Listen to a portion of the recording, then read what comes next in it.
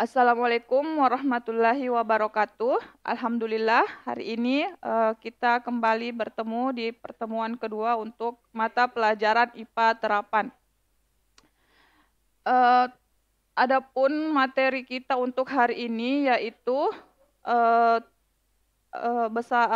pengukuran, kemudian yang kedua angka penting dan dimensi. Jadi ada 3 materi pokok untuk pertemuan kali ini. Eh, Kita langsung ke materi pertama, ke pengukuran. Pengukuran. Jadi sebelumnya kita sudah ya di pengukuran. Jadi materi yang pertemuan pertama kita Ibu sudah memberikan penugasan tentang pengukuran, jenis-jenis alat ukur panjang, massa, waktu, dan suhu. Jadi untuk jenis-jenisnya dan gambar serta fungsinya kemarin sudah jadi penugasan pertama. Sekarang kita lanjut materinya di kesalahan-kesalahan yang sering terjadi pada pengukuran, ya. Jadi ini ya. Jadi pengukuran semuanya itu terdiri dari 5. Jadi ada pengukuran besaran panjang, ada pengukuran besaran waktu, kemudian pengukuran besaran massa, dan yang pengukuran besaran suhu, dan yang terakhir itu adalah pengukuran besaran listrik. Kemudian kalau yang panjang kemarin, saya kira ini materi berulang dari pertemuan pertama ya. Jadi contohnya kalau panjang itu ada mikrometer sekrup, kemudian jangka sorong, kemudian penggaris ya. Kemudian untuk pengukuran besaran waktu, stopwatch ya. Apakah itu stopwatch analog atau stopwatch digital? Jadi kalau dia digital itu biasanya angkanya itu langsung kita lihat. Tetapi kalau itu analog, itu kita manual ya. Kita harus hitung secara manual. Kemudian pengukuran besaran massa. Jadi kalau dia pengukuran besaran massa, contohnya itu seperti neraca Ohaus, neraca sama lengan. Kemudian pengukuran besaran suhu itu misalnya termometer, ya. Jadi untuk cara penggunaannya saya kira itu sudah menjadi penugasan di minggu pertemuan pertama ya kemarin. Sekarang kesalahan-kesalahan dalam pengukuran. Nah, kesalahan-kesalahan dalam pengukuran itu ada 3 ya. Yang pertama kesalahan umum, kemudian yang kedua kesalahan sistematik, kemudian yang ketiga kesalahan acak ya. Jadi apa itu kesalahan umum? Jadi kesalahan umum itu kesalahan yang biasanya terjadi pada pengamat itu sendiri. Ya. Jadi misalnya pada saat dia mengamati dia kurang teliti, dia kurang fokus sehingga terjadi kesalahan. Jadi pengamat itu seharusnya ketika menggunakan alat ukur, pandangannya itu dia harus ke depan ya. Lurus ke depan ya. Kalau misalkan ke samping itu bisa saja terjadi kesalahan. Kemudian yang kedua kesalahan sistematik. Nah, ini. Kalau dia kesalahan sistematik itu dia berupa kesalahan alat ya, misalkan sebelum membeli alat kita terlebih dahulu harus mengkalibrasi alat tersebut ya. Nah, seringkali biasanya terjadi pada besaran listrik, alat ukur listrik. Jadi sebelum kita memakai alat ukur listrik, kita harus terlebih dahulu mengkalibrasi alat tersebut ya. Jadi usahakan jarum yang tertera pada itu menunjukkan pada angka 0 ya. Kemudian kesalahan acak. Nah, kesalahan acak ini berkaitan dengan kesalahan fluktuasi yang terjadi pada lingkungan. Jadi misalnya cuaca, kehadiran gerak Brown, kemudian tegangan fluktuasi tegangan listrik, radiasi, lain-lain. Jadi itu contohnya kalau dia kesalahan acak. Nah, kemudian ketelitian dan ketepatan hasil. Jadi ketelitian biasanya nama lainnya itu adalah presisi, dan ketepatan itu nama lainnya adalah akurasi. Apa itu ketelitian?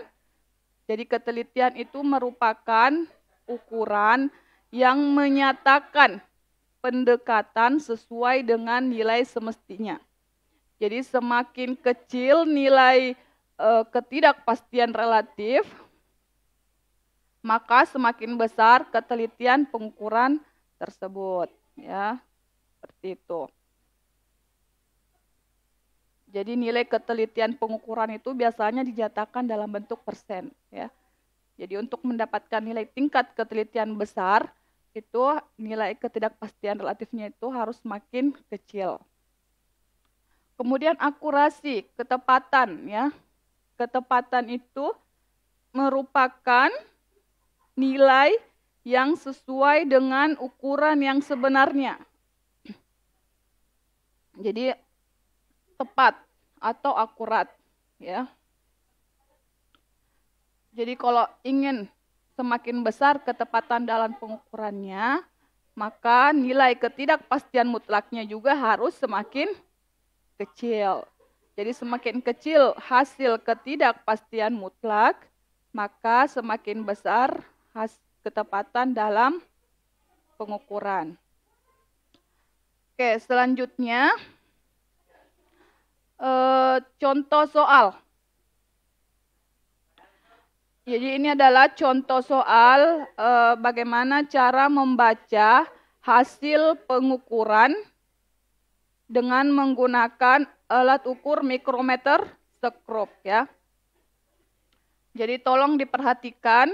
Jadi ini kalau di dalam soal ada terdapat gambar seperti ini, berarti dia menggunakan alat ukur mikrometer skrup, ya. Nah, contohnya misalnya gambar tersebut menunjukkan pengukuran tebal kaca menggunakan mikrometer skrup. Berapakah tebal kaca? Ya. Jadi seperti ini.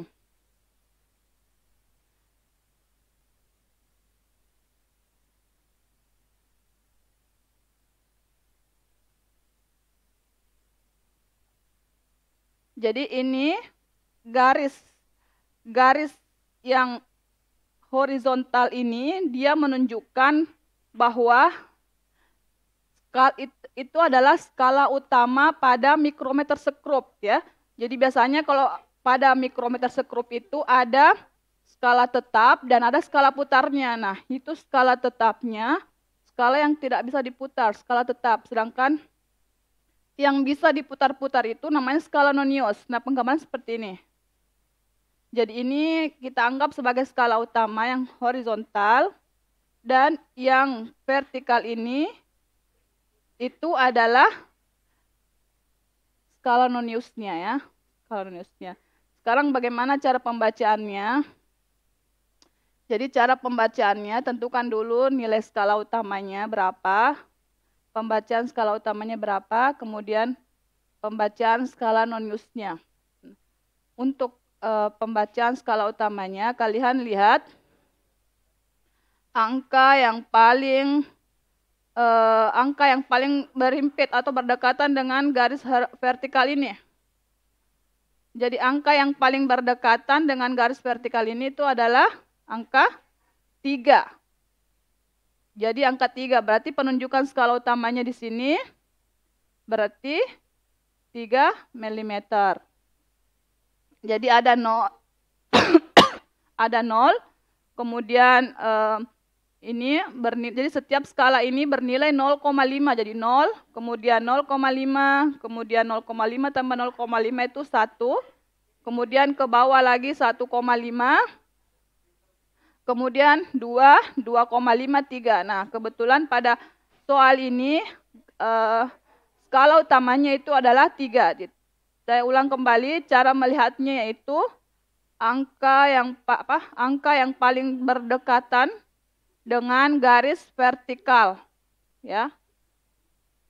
Jadi di gambar menunjukkan angka yang paling berdekatan itu adalah 3, sehingga penunjukan skala utamanya itu adalah 3.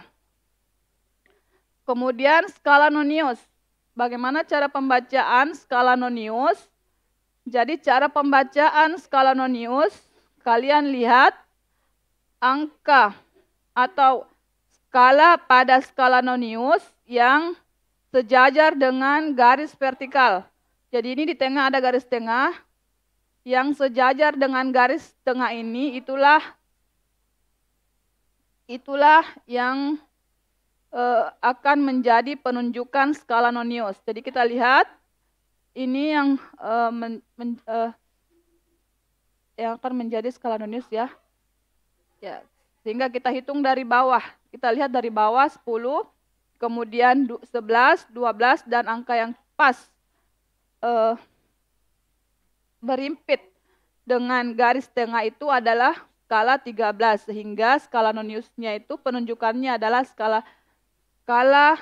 adalah 13. Kemudian dikali dengan NST alatnya. NST alatnya itu kalau dia mikrometer sekrup itu 0,01 ya. Jadi itu sudah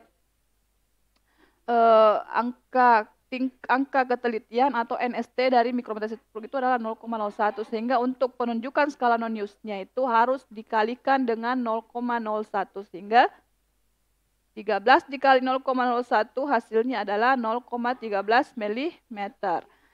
Sehingga hasil pengukuran, jadi biasanya singkat dengan HP ya.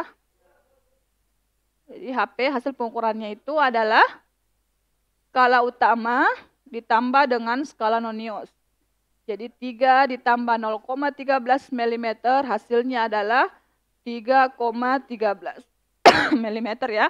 Jadi hasilnya itu adalah, hasil pengukurannya adalah 3,13 mm. Seperti itu. Jadi semoga dipahami ya. Selanjutnya adalah angka penting ya.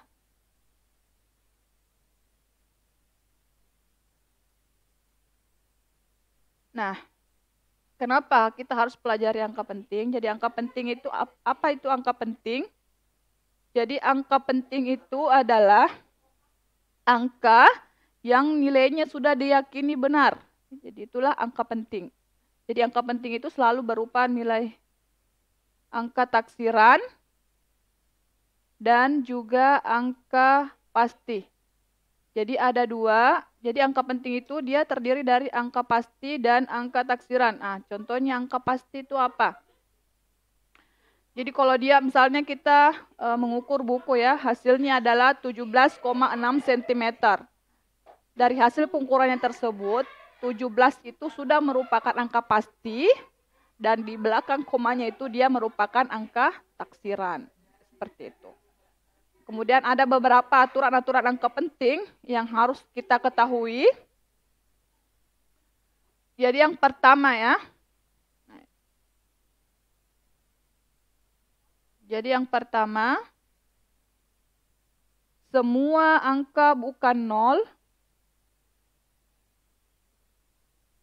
Semua angka bukan nol adalah angka penting.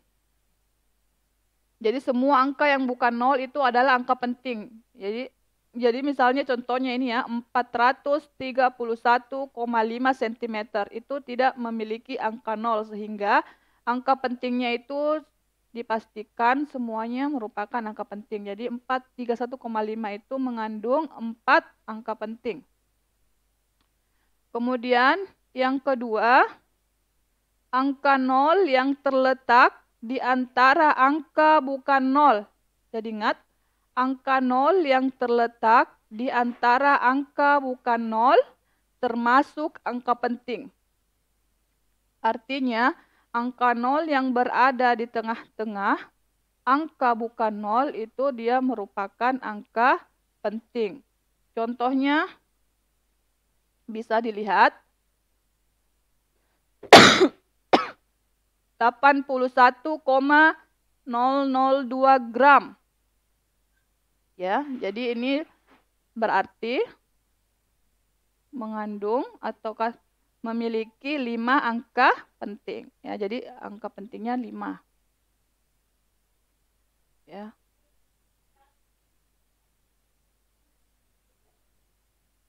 Jadi ini ya. Jadi ini.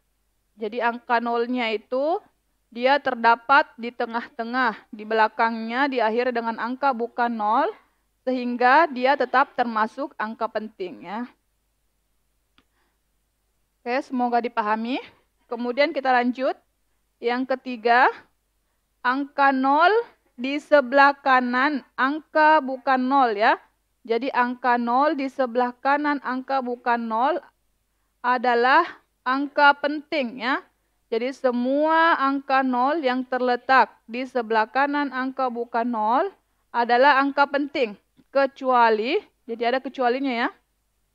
Kecuali ada penjelasan lain. Jadi misalnya 8.200 ya. 8.200. Jadi 2 ini dia merupakan 0 ini merupakan angka penting.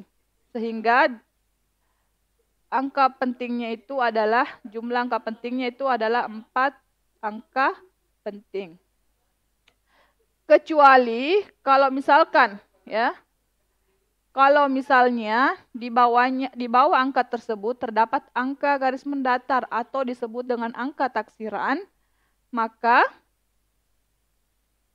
kita hitung angka pentingnya itu sampai di bawah angka taksirannya. Jadi misalnya 8.200, saya kasih angka taksiran di angka ketiga.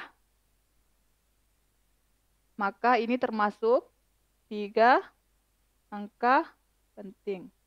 Jadi seperti itu ya. Jadi angka 0 di belakang itu merupakan angka penting.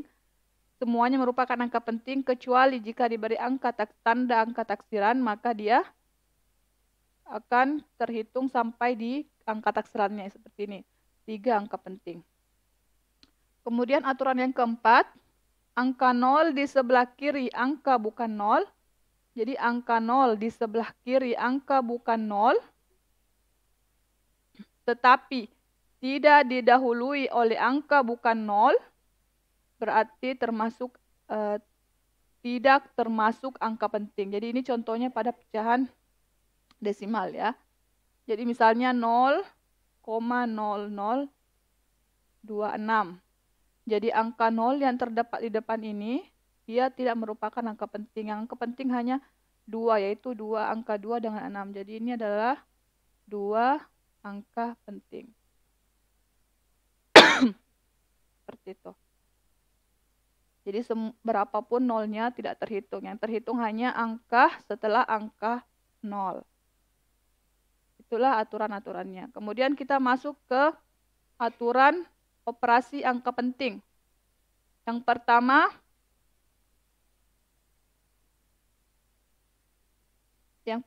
penjumlahan dan pengukuran.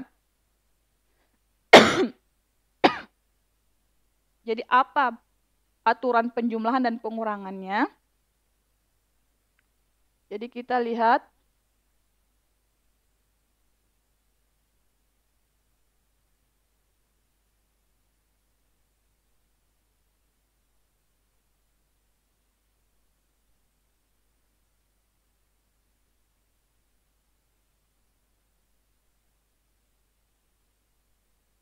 ya. Penjumlahan, kalau dia penjumlahan sama ya, sama operasi penjumlahan dan pengukuran ya.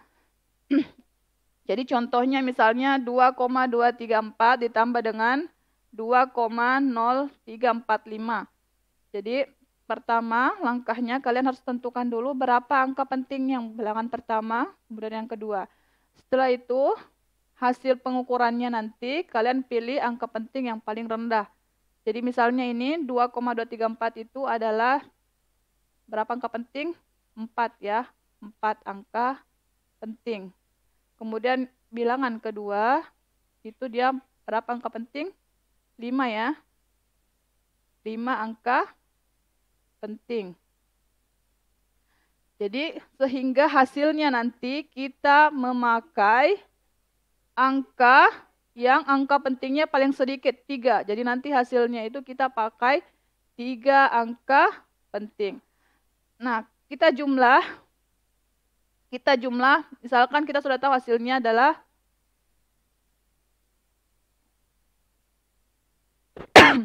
hasilnya adalah 4,265. Jadi ini dia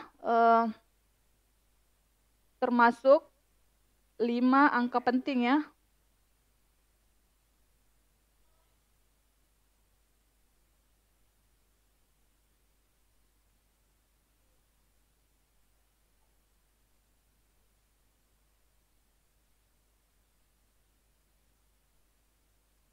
Jadi 5 angka penting. Jadi kita bulatkan bagaimana caranya supaya 5 angka penting ini dia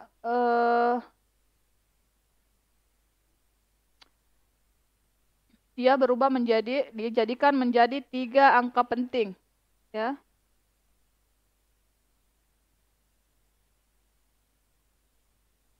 Jadi caranya untuk dijadikan sebagai menjadi 3 angka penting itu dibulatkan ya. Jadi misalnya 4,2685 kita bulatkan menjadi 4,26 ya. 4,268 ya. Kenapa bukan 269? Karena sebelum angka 5 itu dia bilangan genap. Jadi kita ubah, kita ambil saja 3, oh bukan 3 ya, 4 angka penting. Maaf, bukan 3. Tadi kita ambil 4 angka penting, karena yang paling kecil itu adalah 4 angka penting. Sehingga hasilnya adalah 4,268. Jadi seperti itu juga kalau pengurangan ya. Tentukan dulu berapa angka pentingnya, kemudian nilai angka penting yang paling sedikit, angka pentingnya itulah yang akan menjadi patokan nanti di hasil pengukurannya. Jadi kalau misalnya angka pentingnya 3 yang paling sedikit, jadi nanti hasil pengukurannya juga 3 angka penting yang kita pakai. Jadi kalau misalnya seperti ini ya, 485,78 dikurangi dengan 362. Misalnya kita sudah dapat hasilnya 123,78. Jadi yang pertama, angka pertama atau bilangan pertama ini dia 5 angka penting. Kemudian 362 itu 3 angka penting. Hasilnya itu 5 angka penting, sehingga harus dibulatkan menjadi 3 angka penting. Ya, caranya dengan memakai aturan pembulatan. Jadi 124 ya, karena di sini lebih dari 5 dan angka ganjil, maka kita bulatkan menjadi 124. Jadi hasil pengukurannya itu adalah 124 sama dengan 3 angka penting.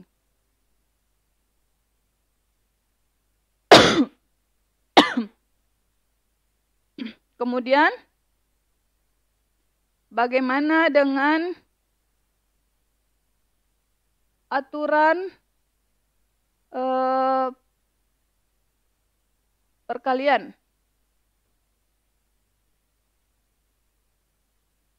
Ya. Jadi kalau dia aturan perkalian dan pembagian sama halnya dengan perkalian dan pembagian, pengurangan dan penjumlahan ya. Jadi kita memilih angka penting yang paling jumlahnya sedikit. Jadi tentukan dulu misalnya ini 5,24 kali 2,5. Jadi kalau 5,24 itu adalah 3 angka penting, 2,5 itu adalah 2 angka penting. Sehingga hasilnya nanti kalau dikalikan kan hasilnya adalah 13,100 itu 5 angka penting. Nah, bagaimana caranya supaya itu hasilnya nanti dia 2 angka penting?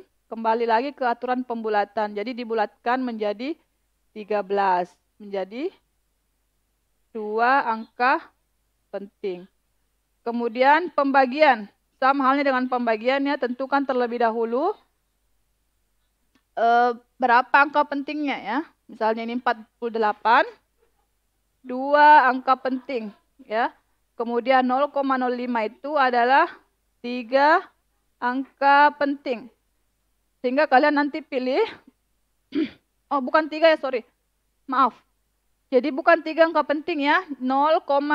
Jadi semua angka yang belakang di depan 0 itu dia bukan angka penting. Jadi angka pentingnya bukan 3, tapi 1. 1 angka penting. Jadi kita nanti memilih hasilnya itu 1 angka penting.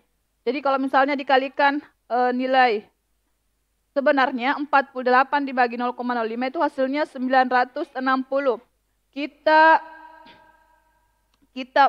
jadikan ke 1000 ya, supaya kita bisa buat 1 angka penting ya.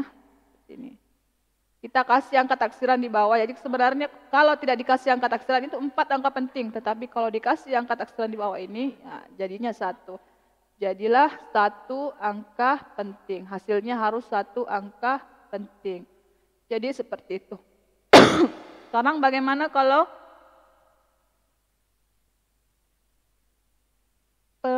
pemangkatan dan penarikan akar ya. Nah, kalau dia pemangkatan dan penarikan akar, sama halnya ya dengan perkalian sebelumnya dan penjumlahan. Jadi kalian harus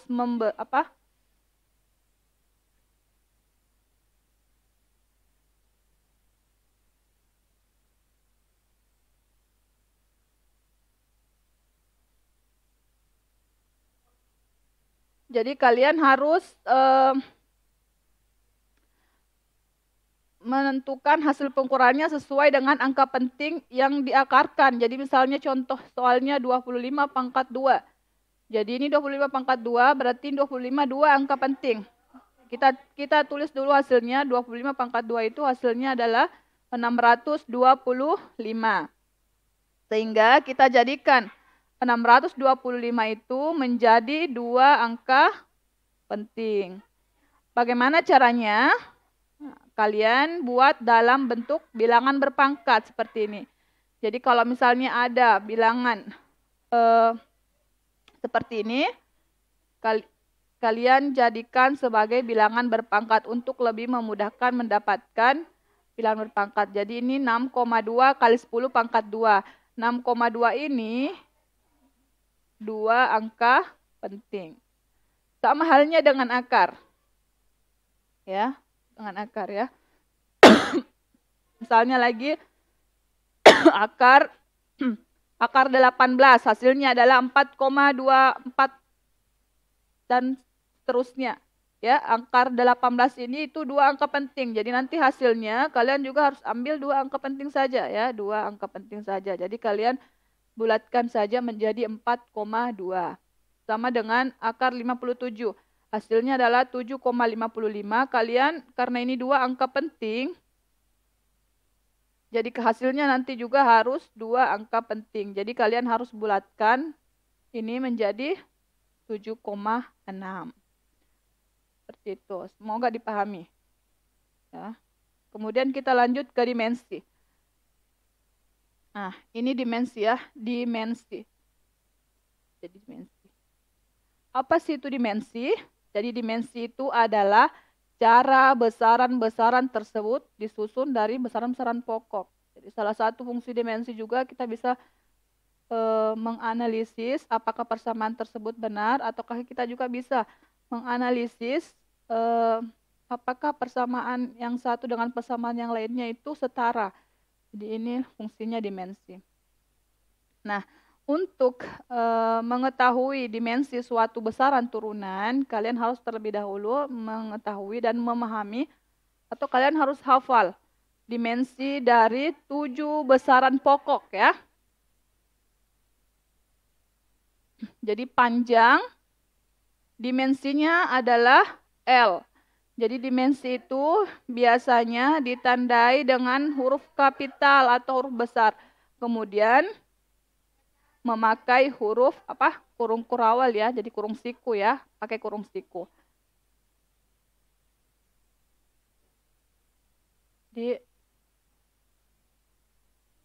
Jadi misalnya panjang, jadi panjang itu dimensinya adalah L besar. Jadi kalau dimensi itu dia tandai dengan huruf kapital, kemudian diakhiri dengan huruf diawali dan diakhiri dengan kurung siku seperti ini. Jadi kalau dia panjang Jadi semua yang satuannya meter dan kawan-kawan itu dia dimensinya L besar. Kemudian kalau dia massa itu dimensinya adalah M besar. Jadi caranya adalah M besar. Cara penulisannya M besar, kemudian diawali dan diakhiri dengan kurung siku. Jadi ini kalian harus hafal. Jadi kalau tidak hafal ini yang 7 dimensi dari besaran pokok ini, kalian tidak bisa lanjut untuk menentukan dimensi besaran lainnya ya. Nah, ini kalian harus pahami. Kita ke contoh soal ya. Nah, contohnya lagi misalnya besaran turunan ya. Nah, misalnya adalah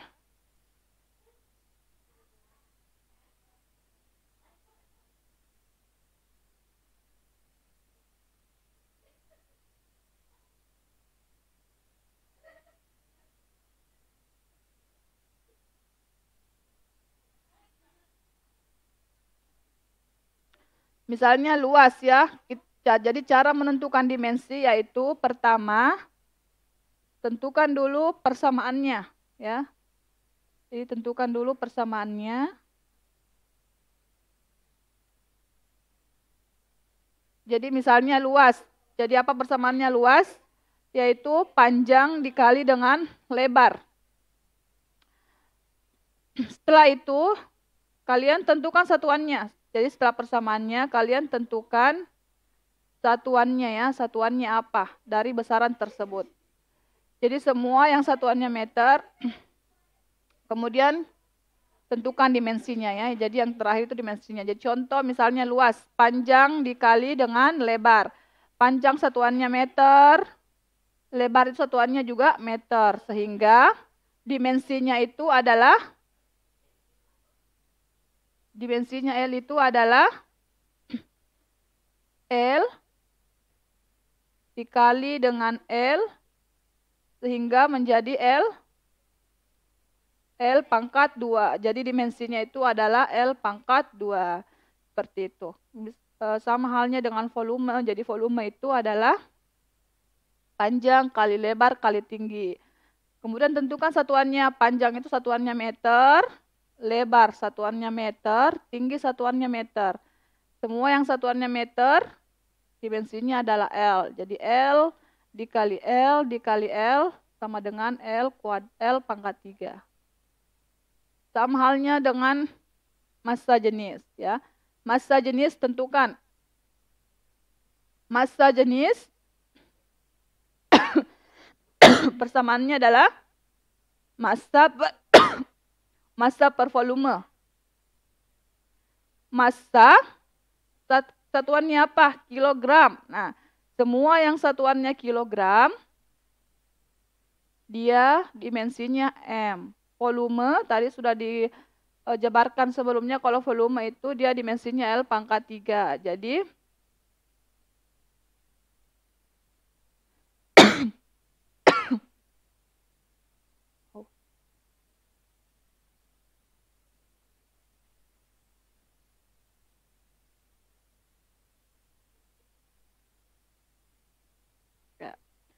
jadi massa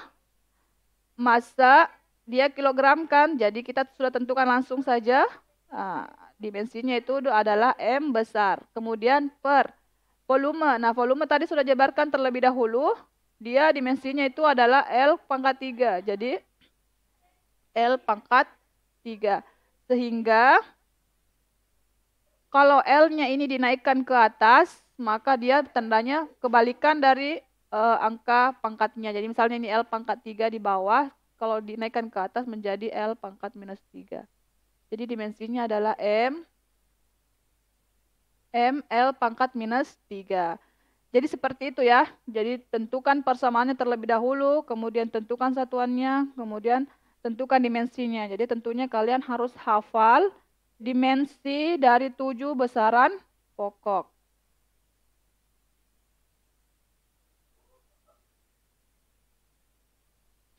Ya, contoh soal ya.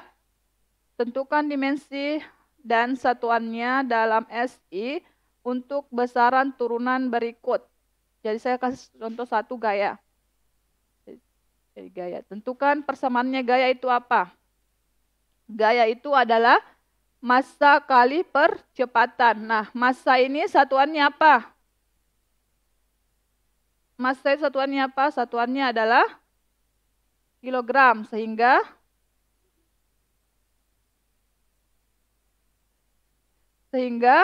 massa itu satuannya kilogram. Sehingga bisa dituliskan langsung dimensinya itu adalah M besar. Kemudian kalau percepatan.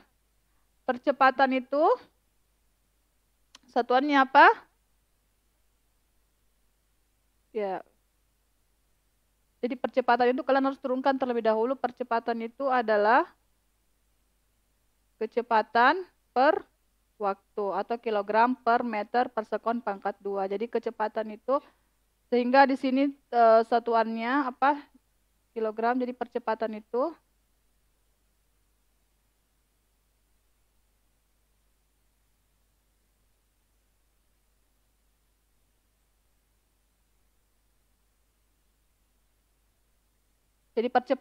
satuannya adalah meter per sekon pangkat 2 ya. Jadi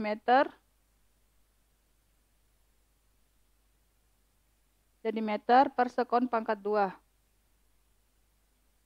Meter per sekon pangkat 2. Jadi untuk menuliskan dimensinya ini meter dimensinya adalah apa? L, kemudian per ya, sekon itu dimensinya adalah T besar. Jadi karena kita naikkan ke atas, maka kita huruf tulis T pangkat minus 2. Sehingga dikalikan dengan massa, maka hasilnya itu adalah M L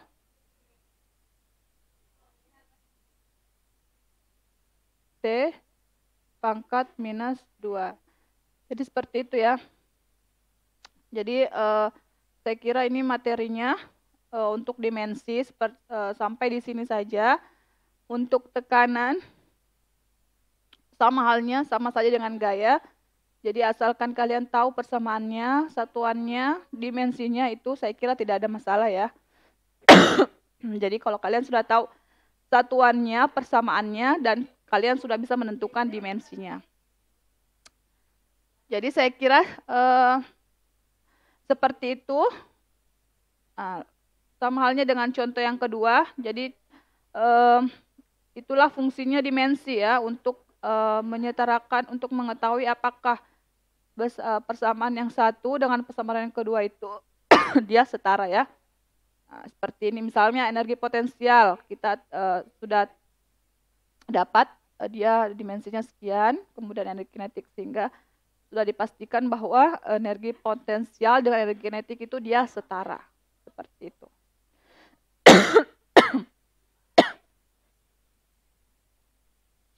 Oke, untuk saya kira materi untuk pertemuan kedua IPA terapan sampai di sini. Jadi kalau misalnya ada yang mau ditanyakan atau ada yang kurang paham, belum dipahami, bisa kita lanjutkan di grup WhatsApp atau media pembelajaran lainnya ya, di aplikasi psikologi. Jadi bagi yang mau bertanya kita lanjut di situ. Untuk supaya anak-anakku sekalian ada bahan pembelajaran di rumah, Ibu akan kasihkan penugasan. Jadi penugasannya ini nanti kalian kumpul di psikologi ya. Jadi tugasnya ini. Jadi ada 2 tugasnya, jadi silakan kalian kerjakan. Jadi jika ada yang mau ditanyakan atau ada yang kurang dipahami, kita lanjutkan di WhatsApp. Saya kira sekian materi untuk hari ini. Jadi materi untuk bab 1 besaran dan satuan sudah tuntas ya. Jadi yang pertama kemarin sudah, kemudian yang kedua hari ini sampai di dimensi. Jadi minggu depan kita akan berjumpa kembali dengan materi selanjutnya. Oke, sekian dan terima kasih. Wassalamualaikum warahmatullahi wabarakatuh.